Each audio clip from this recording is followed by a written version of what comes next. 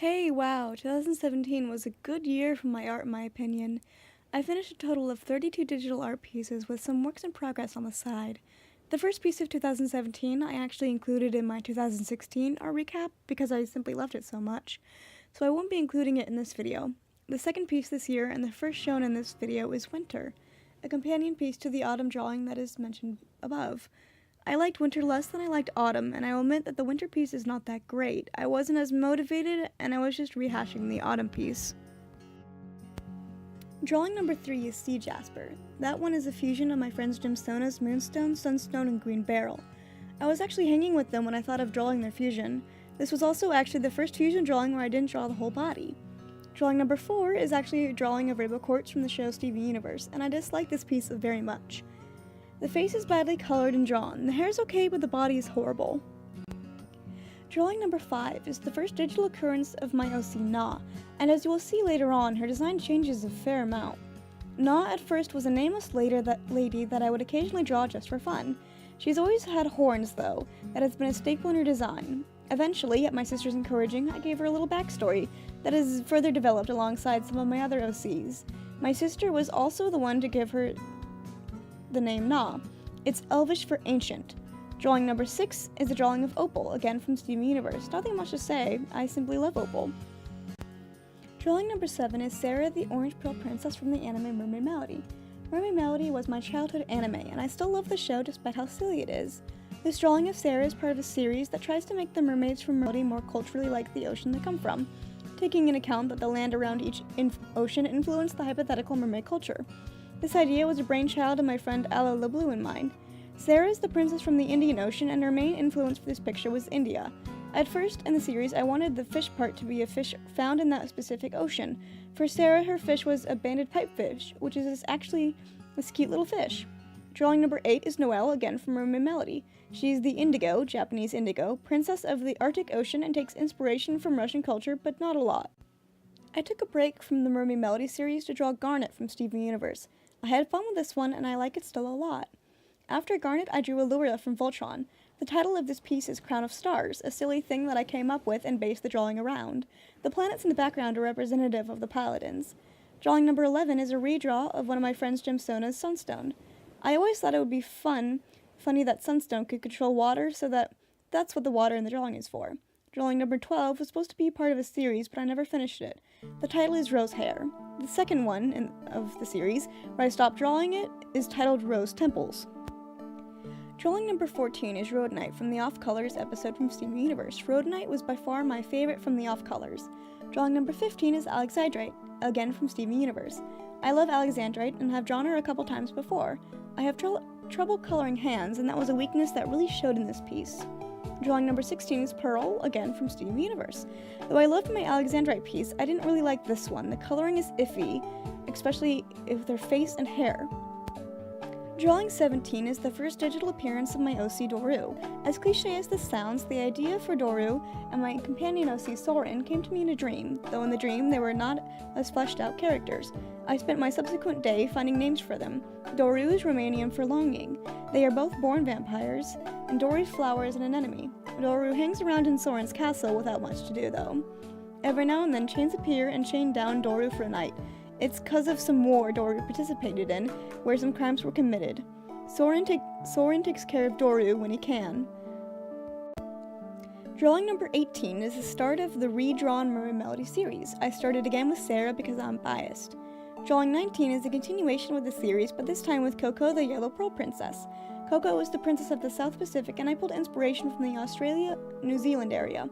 The thing is, though, Australia doesn't have much in the way of monarchal attire, but since England colonized Australia, I looked to English queens for reference. I think it's a little hard to notice, but the jewel's color on each princess's face hints to which mermaid enters the series next. Pulling in next is drawing number 20, Rena the Green Pearl Princess. She's from the North Atlantic, so I pulled from Spain and France, mostly for reference. Drawing number 21 was where I took a long hiatus from the Mermaid series. This drawing is of Hannah, the Aqua Pearl Princess. She is from the South Pacific, so I pulled mainly from South America. The problem was that the drawing was sloppy from the hair to the tail, especially with the face. I have been using the same face for reference with all the mermaids, which is something you don't want to do. Also, at this point, I had simply run out of steam. Drawing number 22 is Soren. At last we see Soren in digital format. Soren is the companion OC I mentioned some mermaid drawings ago. Soren is Romanian for sun. I thought it was funny in an ironic sense, as they are both vampires. Also, Soren is the sun, the light of Doru's life. Soren's flower is a yellow carnation. It represents rejection, disdain, and disappointment, which exemplifies his feelings and emotions, as they are wont to do. Bit of info, as I didn't talk about this earlier, the flowers are a part of their faces. It would hurt to have them pulled off or cut off. There are also no eyes underneath the flower. They wouldn't be able to see out of that eye even if they did have one. Drawing number 23 is a somewhat profile shot of Doru, and I honestly didn't mean for this one to come out so gray. There's just so little color. Drawing number 24 is of Nellis, my lovely night elf. And Nellis is the name of an elf that appears in Tolkien's work. They're not the same elves though. I will talk more about Nellis' origin in my sketchbook video. For those keeping track, Nellis is my second elf OC. As a night elf, she holds domain over some portion of stars and the sky. Drawing number 25 is a redraw of my autumn piece I mentioned so long ago at the start of this video. I really love this piece, and in comparison you can see the improvements that changed and what remained. Drawing number 26 is the character Pallas from Razia's Shadow. My sister loves the musical and requested that I had draw Pallas. I like this piece a lot. I tried for the picture to be in that grayscale as a lighting choice so that the knife would pop out more visually, but I don't think that came across in the final version, so now his skin just looks very gray. In the musical, the character of Pallas was portrayed by Brendan Urie. Fun fact. Drawing number 27 is Taco from the podcast The Adventure Zone. The podcast is a fantastic mix of humor and fantasy. The balance arc, in which Taco is a part of, spans over 69 episodes and follows the McElroy family as they play Dungeons & Dragons. The same people also have a podcast called My Brother and Me. Both podcasts are brilliant and I urge you to go and to listen to them. Drawing number 28 is of my third elf OC, Aruva. She is a fire elf and her name Aruva means fire. How fitting. But you can bet that Nellis gave her that nose ring, as Aruva is not one for jewelry. Drawing number 29 is the very pink clouds piece I did a speed paint over. It was just a fun breather between pieces. Drawing number 30 is Doru again. I drew it based on a thought I had. Fair warning now, this is going to drag on for a bit. So the thought I had is that Doru must often get restless and jittery just hanging out in Soren's castle all the time, and would probably forget to drink blood or do normal regular things like cutting hair. This would, in my opinion, lead to townsfolk finding Doru hunched over some random person in the dark, drinking them dry with blood just everywhere, but mostly on the face. This leads to a lot more scared townsfolk than Doru really means for. Some more info on the flowers. Just as they represent moods and feelings, they can change shape to fit new feelings. It would be rare for it to have someone so constant of emotion. The flowers also close when whatever person afflicted with them are sleeping or have their eyes closed for any abnormal periods of time. The flowers are also not just synonymous with vampires, but more often than not, vampire populations are more likely to be afflicted with the flowers when they are born. But the flowers are not harming in any way. I think they would be more vaguely annoying. I also realized, after I was far into working on this piece, that I placed the scars and flower on the wrong side of Doru's face. But I did give this one some color, as the last picture was so gray.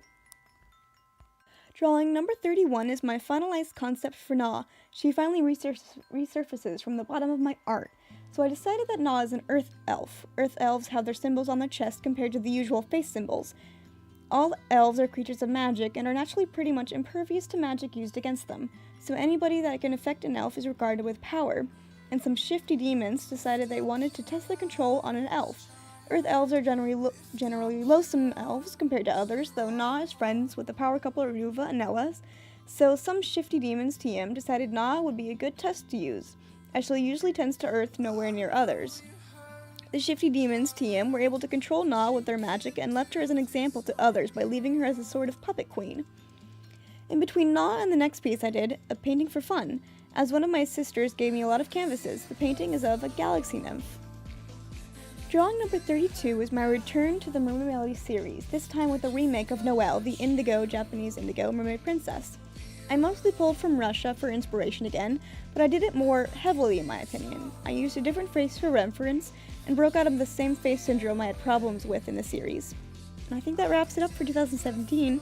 It's been a fun year, my art has improved a lot. I don't really know how to end this, but I guess I'll have to say, see you in the next video.